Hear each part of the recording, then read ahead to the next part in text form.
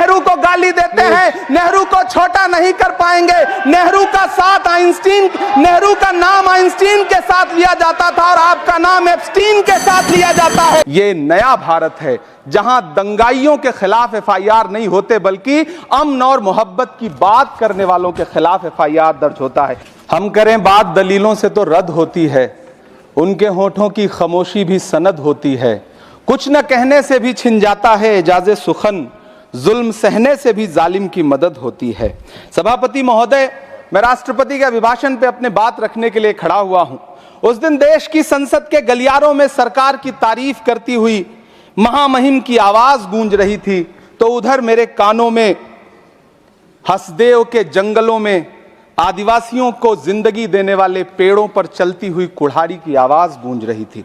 सभापति महोदय, इस तरफ महामहिम के भाषण पर प्रधानमंत्री जी संसद की मेज थपथपा रहे थे और उधर उत्तराखंड की अभागी बिटिया अंकिता भंडारी के इंसाफ की आवाजें मध्यम पड़ती जा रही थीं, जो आज भी पूछ रही हैं कि आखिर वो वीआईपी कौन था जिसके लिए अंकिता भंडारी को मार दिया गया।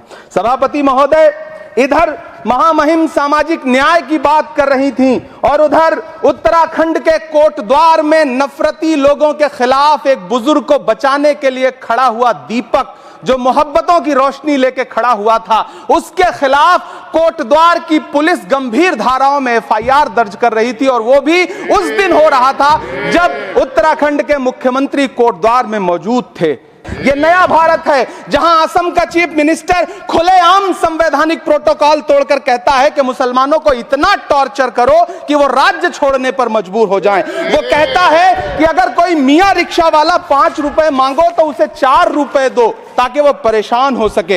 ये नया भारत है जहां बरेली में खाली घर में नमाज पढ़ने पर पुलिस मुकदमा दर्ज करती है। ये नया भारत है जहां क्रिसमस की तैयारी करते हुए ईसाइयों पर सरकार मुकदमा दर्ज करती है।